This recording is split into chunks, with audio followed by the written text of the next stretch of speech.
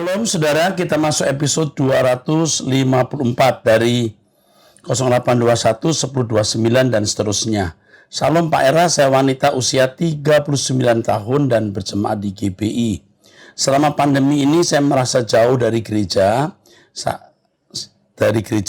merasa jauh dari gereja saya karena gembalanya hanya muncul di ibadah online minggu sekali-sekali. Saya merasa sangat diberkati dengan khotbah-khotbah Pak Eras yang membuka pikiran saya dan menambah wawasan tentang kekristenan yang sebenarnya. Dan saya jadi sering ngikutin khotbah-khotbah Pak Eras. Belakangan ini suami saya sakit dan keluarga besar langsung bertanya, apakah suami saya rutin ngasih perpuluhan atau tidak? Jujur, saya kesal mendengar pertanyaan seperti itu, Pak. Kami punya grup WA keluarga dan mereka selalu bikin pengumuman kalau mereka sering puasa dari malam sampai malam lagi. Sementara kalau saya puasa, saya nggak pernah ngasih tahu siapapun karena saya hanya mau Tuhan yang tahu.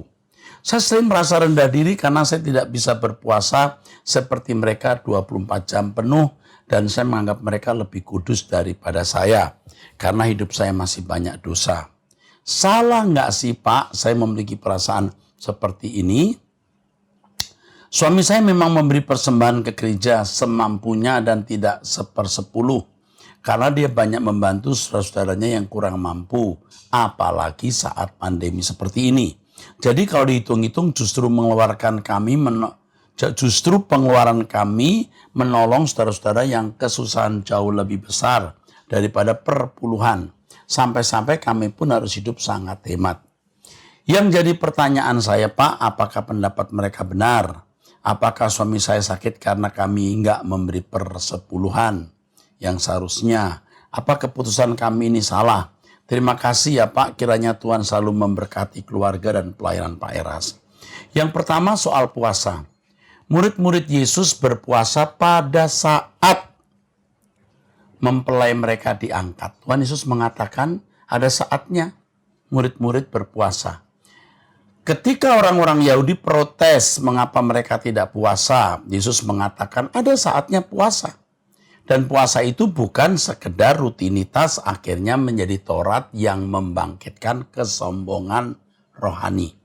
Puasa itu karena dorongan kebutuhan rohani.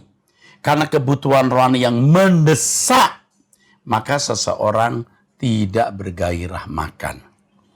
Jadi puasa kita bukan sengaja tidak mau makan atau tidak makan. Puasa kita itu harus karena didorong oleh kebutuhan rohani. Ingat ini.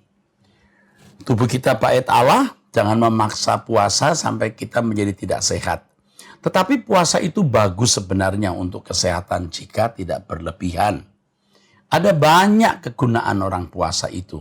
Tetapi jangan menjadikan puasa itu sebagai hukum Taurat lalu orang merasa bangga dengan puasa itu. Tuhan berfirman di Perjanjian Lama, untuk apa kamu puasa tetapi kamu tidak memperhatikan keadilan, tidak memiliki belas kasih kepada sesama. Kepada ibu tidak usah perlu minder. Tidak perlu minder ya. Sebab nilai kita tidak diukur dari puasa, tetapi kesucian hidup dalam segala hal. Pikiran yang bersih, ucapan yang bersih, tindakan yang bersih. Mengenai suami ibu sakit, saudara, sakit itu bisa banyak penyebab. Bisa. Karena kita tidak hati-hati, kita ceroboh dalam pola makan, pola hidup, sehingga harus menuai apa yang kita tabur. Sakit juga bisa merupakan peringatan Tuhan agar kita bertobat, menghayati hidup ini singkat dan hidup ini rentan, tidak ada kebahagiaan dalam hidup di bumi ini. Sakit juga memang bisa karena dosa atau kesalahan yang kita lakukan dan Tuhan memberikan disiplin. Saya tidak tahu mengapa suami Anda sakit, apa karena terpapar virus dan suami tidak berhati-hati dalam menjaga pola makan, pola hidup atau karena faktor lain. Tetapi jangan menghina Tuhan dengan berpikir karena tidak memberi perpuluhan lalu diberi sakit. Ini Tuhan yang kekanak-kanakan, Tuhan yang tidak dewasa, Allah yang tidak dewasa, Allah yang oportunis, Allah yang transaksional, jual beli. Tidak demikian. Dan itu salah. Ya. Jadi perkarakan mengapa sakit, tetapi yang jelas Tuhan bukan Tuhan transaksional, Tuhan yang jual beli, Tuhan yang mengancam kalau tidak memberi persepuluhan, lalu memberi sakit. Persepuluhan pun juga tidak dimakan Tuhan, bukan? Yang makan siapa? Pendeta. Kecuali pendeta itu betul-betul mempersembahkan uang persepuluhan untuk kepentingan pekerjaan Tuhan secara benar, ya. Lalu kalau Anda berkesaksian di sini, kalau Anda memberi kesaksian bahwa Anda memperhatikan orang lemah, keluarga yang miskin dari uang saudara, ini sudah benar. Sangat benar. Kiranya sikap Anda yang agung ini diberkati oleh Tuhan. Jalankan terus, karena sebagai umat perjanjian baru kita tidak terikat lagi dengan persepuluhan, tetapi segenap hidup yang harus dipersembahkan bagi Tuhan. Ya. Tetapi harus jujur, segenap hidup. Untuk itu yang dibutuhkan kepekaan. Kepekaan terhadap kehendak Allah. Berapa yang kita harus berikan untuk pekerjaan Tuhan di gereja, mesti kita harus memberi. Karena gereja membutuhkan biaya. Berapa untuk keluarga, berapa untuk orang-orang susah, dan jangan lupa untuk orang tua. Ya, saya bersyukur Anda memberikan pernyataan yang indah. Jalankan terus dan belajar kebenaran melalui Truth ID, karena Anda bisa membedakan kebenaran atau dusta. 08575288 dan seterusnya. Salam Bapak Pendeta Erastus, saya orang awam terhadap sejarah Kristen. Saya tidak ingin binasa karena kurangnya pengetahuan terhadap apa yang saya imani. Akhir-akhir ini saya sering berdebat dengan suami tentang Tuhan. Menurut suami, yang mengenal Tuhan adalah mereka yang menguasai dunia karena mereka dianggap mampu mengelola dunia seperti yang difirmankan pada kitab Perjanjian Lama, dan lebih mengerti tentang Tuhan karena strata mereka lebih tinggi, sehingga mereka membuat statement Tuhan yang disembunyikan dan mereka mengatakan diri mereka sebagai bagian dari Illuminates yang bisa mengawasi dan mempengaruhi kehidupan orang. Dan suami saya disarankan mendaftar dan telah mendaftar dengan jumlah uang yang ditentukan dan akan menerima kebaikan. Yang kedua, saya berdebat dengan mereka yang menamakan pengikut Yahweh. Masalah nama Tuhan mereka. Masalah nama Tuhan mereka mengatakan bahwa nama Yesus diambil dari dewa Babilonia dan Roma. Saya sendiri membaca Injil Matius mengatakan, berikan nama itu Immanuel, bukan Yesus. Jadi sebenarnya nama Yesus dari mana dan mengenai kelompok Illuminatis dengan Tuhan yang disembunyikan, mohon penjelasannya Pak. Supaya saya boleh mendapat pencerahan juga dengan suami saya. Kami tidak berselisih paham karena ketidaktahuan ini. Supaya saya boleh mendapat pencerahan juga dengan suami, supaya kami tidak berselisih paham karena ketidaktahuan ini. Yang pertama, jangan kita berpikir bahwa mereka yang diberkati Tuhan yang menguasai dunia ini secara fisik. Justru orang percaya itu tidak menguasai dunia secara materi. Asal ada makanan, pakaian cukup. Dan saudara sendiri bisa membaca Alkitab bahwa kerajaannya bukan dari dunia ini, kerajaan Tuhan Yesus. Murid-murid Tuhan Yesus dan rasul-rasul mula-mula adalah orang-orang yang terbuang, outcast. Yang tersingkirkan, kaum marginal. Ya. Jadi bicara soal pengelolaan dunia, betul bahwa manusia diberi mandat, namanya mandat budaya. Tetapi setelah manusia jatuh dalam dosa, bumi ini akan terus mengalami degradasi, kemerosotan. Makin rusak, makin hancur. Kita mengharapkan langit baru, bumi baru yang Allah sediakan bagi kita. Jadi jangan berpikir bahwa strata yang lebih tinggi itu mereka yang menguasai dunia dan mereka yang memiliki ilmu tentang Tuhan. Setiap kita pasti diberi Tuhan hikmat untuk mengenal Dia.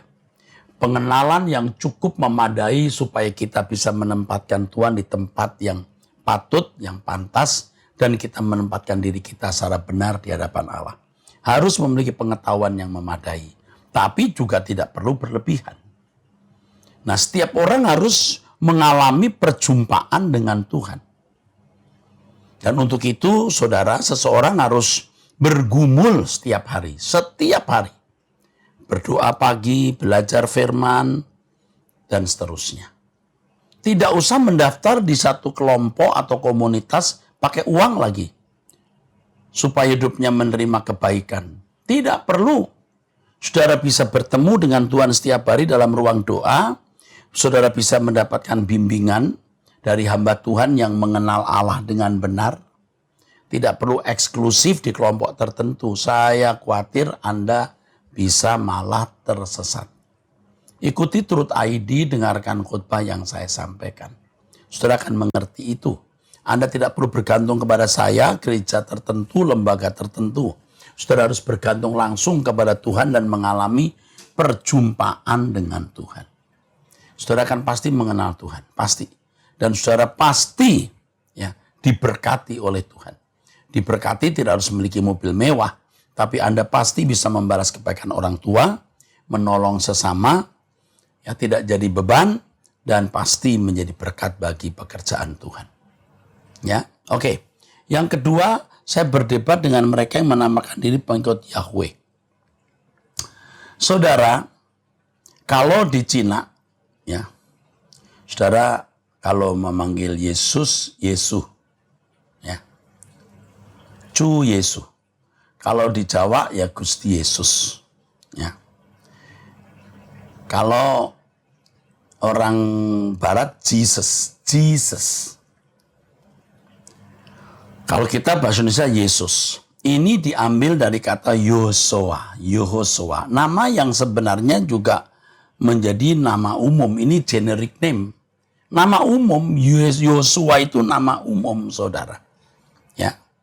Adapun kalau dikaitkan nama Yesus dengan nama Dewa Babilonia dan Roma, itu bisa saja ada irisan, tetapi itu berlebihan.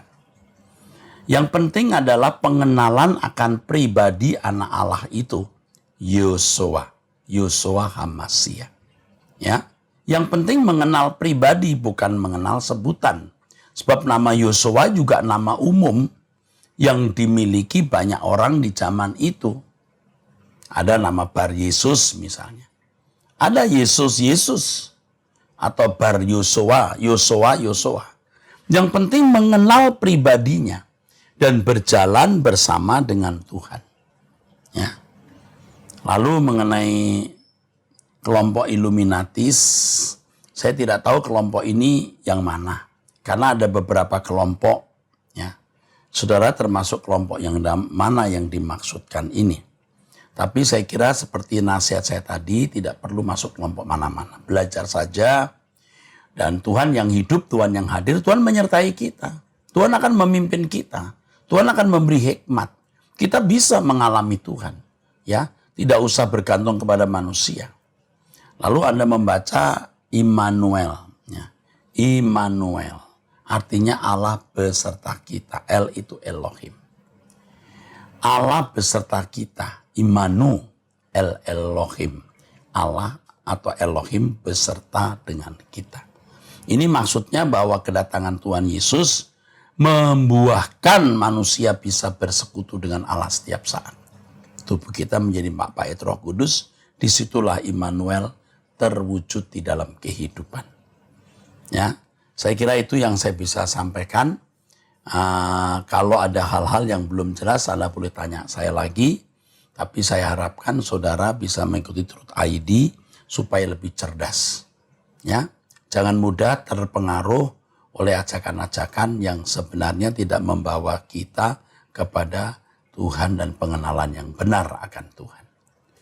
Dari 0852 6192 dan seterusnya. Salam Pak Pendeta Erasto, saya seorang duda umur 56 tahun. Tanggal 8 Februari 2021 Februari saya telah ditinggal mati oleh istri karena sakit. Ini baru beberapa bulan ya. Sekarang saya hidup bersama satu orang putra yang lagi mau mengikuti testing Bintara Polri. Putri saya dan menantu saya beserta juga satu anak cucu laki-laki di dalam pelayanan rohani saya, seorang penatua gereja Protestan. Satu orang cucu lagi di dalam pelayanan rohani, saya seorang penatua gereja Protestan. Yang saya mau tanyakan dan mohon dukungan dalam iman adalah, menyangkut kehidupan putra saya. Diawali beberapa tahun yang lalu saya agak sering berdoa dengan kusuk. Kiranya Tuhan mengaruniakan kepada rumah tangga saya seorang anak laki-laki. Dan beberapa lama kemudian Tuhan kepada kami seorang putra setelah sebelumnya dikaruniai seorang putri. Jarak umur putri saya ke putra saya 6 tahun. Pada saat saya mohon doa minta dikaruniai seorang putra, saya semacam berjanji kelak putra saya itu saya arahkan menjadi hamba-Mu, menjadi pendeta maksudnya. Dan hari ini semuanya sudah saya ceritakan kepada anak saya, tetapi anak saya kurang berterima untuk masuk kuliah di sekolah teologis. Dan putra saya lebih cenderung menjadi seorang TNI atau Polri. Saya kemudian berulang-ulang berdoa mengaku berdosa kepada Tuhan, ternyata saya gagal. Ataupun putra saya tidak mau diarahkan menjadi kuliah berteologi, atau tidak mau jadi pendeta. Saya mohon ampun kepada Tuhan atas kegagalan saya. Yang menjadi pertanyaan saya, apakah saya harus tetap ngotot kepada putra, bahwa dia harus mematuhi janji saya kepada Tuhan, agar dia menjadi pendeta, untuk kuliah teologis atau boleh mendukung semua upaya putra saya bisa lulus ujian diterima menjadi bintara Polri. Di satu sisi saya takut ingkar janji kepada Tuhan, dan di sisi yang lain kalau saya ngotot kepada anak saya, khawatir anak saya kecewa, terpaksa lalu mencari pelampiasan kekecewaan kepada hal-hal yang tidak baik atau berbuat jahat yang dapat merugikan orang lain maupun dirinya sendiri. Saya sangat mohon pencerahannya, semoga Pak Pendeta semakin diberkati Tuhan. Jadi ini pertanyaan harus dijawab. Kepada Bapak penanya saya beritahu Bapak pasti salah dengan konsep melayani Tuhan. Melayani Tuhan itu tidak harus jadi pendeta. Menjadi Polri pun melayani Tuhan. Bapak keliru. Bapak salah. Ya. Jangan mengatur Tuhan. Memang ada orang yang dipanggil menjadi pendeta. Tapi kalau anak Bapak tidak dipanggil menjadi pendeta, jangan dipaksakan. Siapa kita? Kok kita yang ngatur Tuhan? Tuhan yang ngatur kita. Jadi, kalau dia menjadi anggota Polri, dia mengabdi kepada Tuhan, masyarakat, kepada bangsa dan negara. Itu pelayanan yang sesungguhnya. Daripada jadi pendetanya cari uang, lalu memanfaatkan kesempatan pelayanan untuk cari nafkah. Lebih jahat. Jadi Pak, relakan dia menjadi bintara Polri, masuk bintara Polri maksudnya. Tetapi suatu hari kelak bukan tidak mungkin dia bisa menjadi pendeta. Setelah selesai tugas atau pada purna baktinya, ya, biar dia menjadi hamba Tuhan. Sebagai Polri, lebih baik menjadi pelita daripada pendeta tapi tidak jadi pelita. Oke? Jadi Polri tapi jadi pelita, daripada jadi pendeta tapi tidak jadi pelita. Dukung dia, ya. Tuhan memberkati saudara. 0812 7906 dan seterusnya. Salam Pak Erastus, saya wanita usia 38 tahun dan mempunyai 2 anak. Saya ingin bertanya tentang suami saya. Dia baru-baru ini melontarkan kata-kata seperti ini. Sebenarnya hari Sabat itu adalah hari Sabtu dan hari Sabtu itulah harus kita beribadah. Bukan hari Minggu. Dan dia bilang ada gereja yang ibadahnya hari Sabtu karena doktrin Sabat adalah Sabtu. Tapi dia tetap mengikuti ibadah di hari Minggu. Dan tetap layanan di gereja kami seperti biasa. Dia bilang yang Bapak ajarkan itu adalah budi pekerti. Dulu suami saya pernah marah saya waktu lagi mendengarkan firman yang Bapak sampaikan, Pak Era sampaikan. Dia bilang percaya Tuhan Yesus masuk surga, titik, jangan sesat. Saya hanya diam waktu itu. Tapi saya terus mengikuti ibadah streaming maupun PA Bapak, Pak Era, sampai suami saya diam dan tak marah lagi. Terkadang kami diskusi tentang hal yang Bapak khotbahkan, tetapi tetap mengatakan yang Bapak ajarkan adalah budi pekerti. Terus dia juga tidak mau divaksin. Saya sendiri sudah divaksin. Karena katanya ini bukan tentang antikris.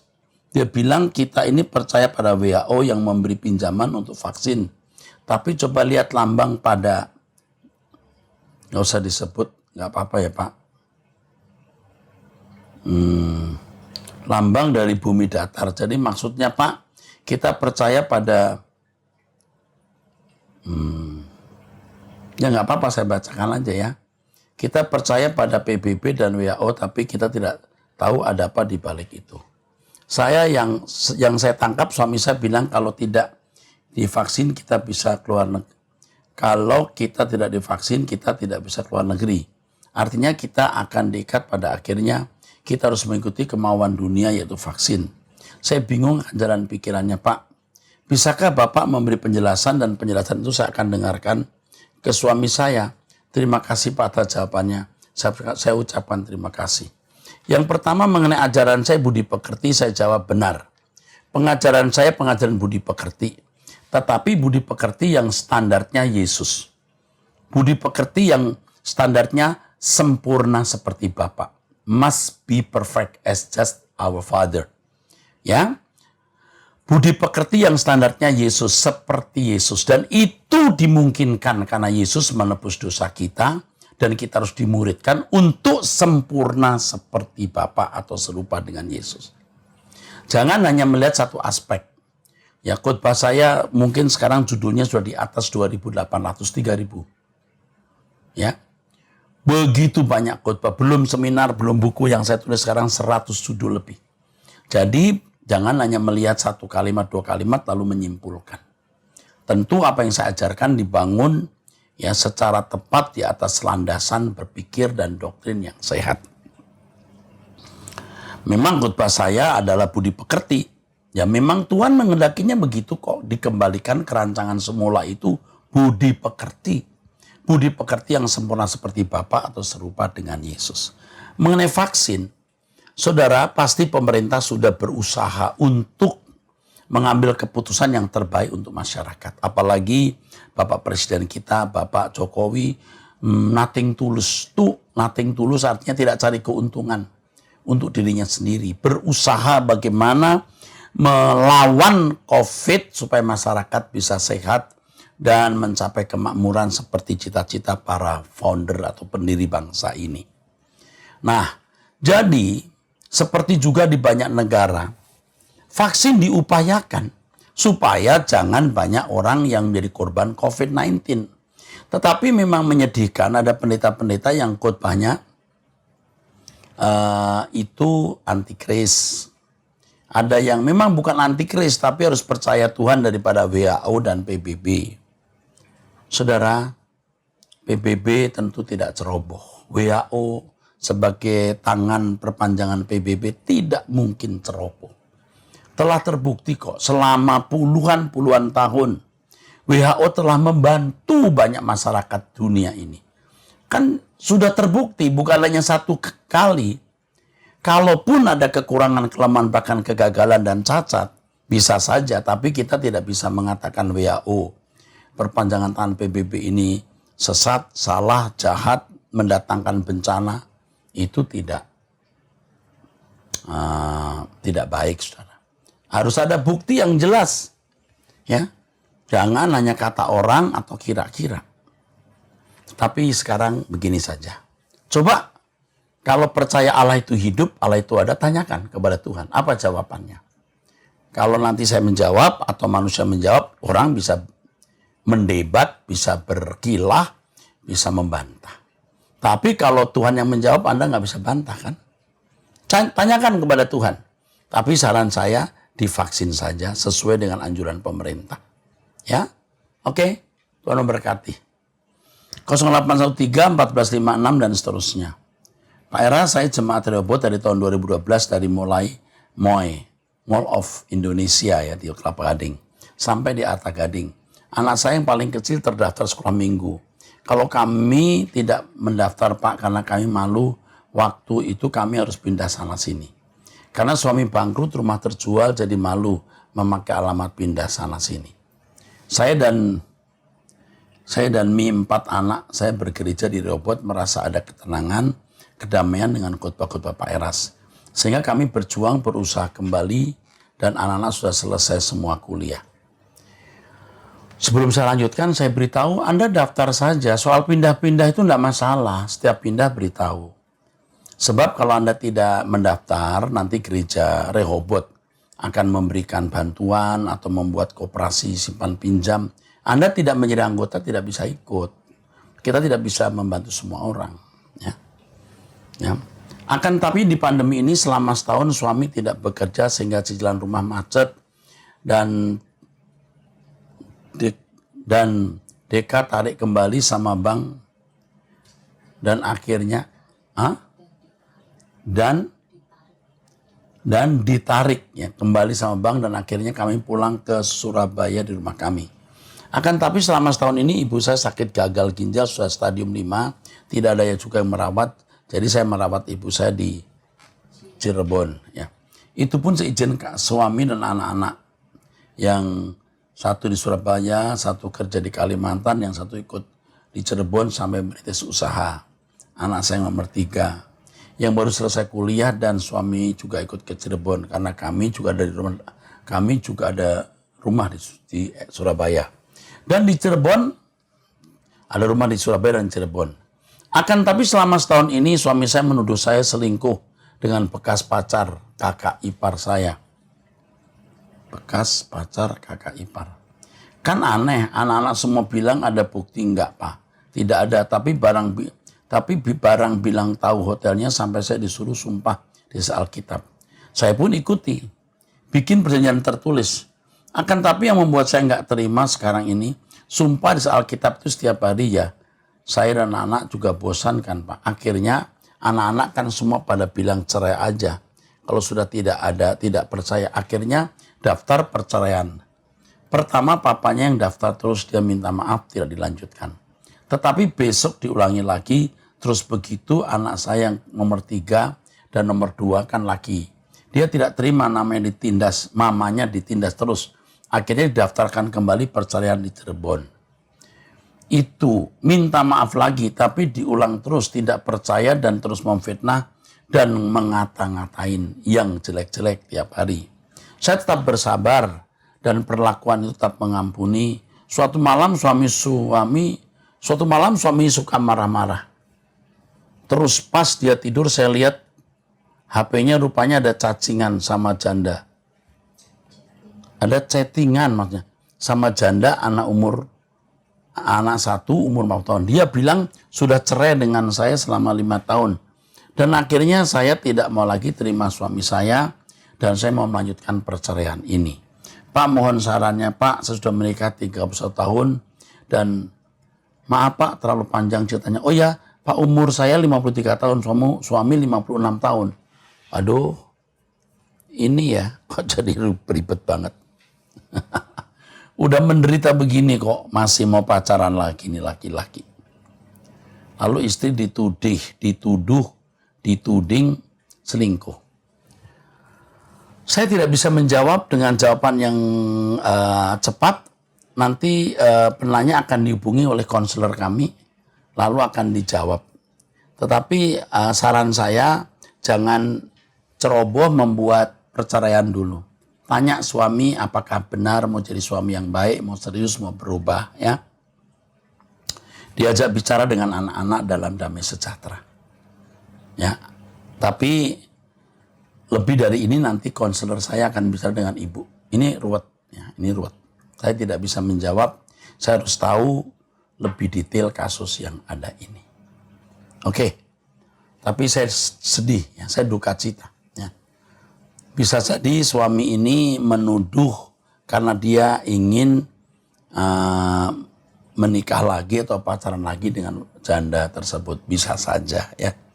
Tapi juga saya minta ibu yang memberikan pertanyaan jujur ya. Ibu benar-benar tidak selingkuh ya. Tapi kalau dari pernyataan ibu rasanya ibu tidak selingkuh. Rasanya feeling saya tidak. Tapi suami ibu ini mungkin juga lagi stres ya. Kenapa sampai menuduh begitu ya, membabi buta ya. Oke, kita akhiri sampai di sini. Bertemu di Anda Bertanya Alkitab Menjawab di episode yang akan datang. Tuhan berkati saudara.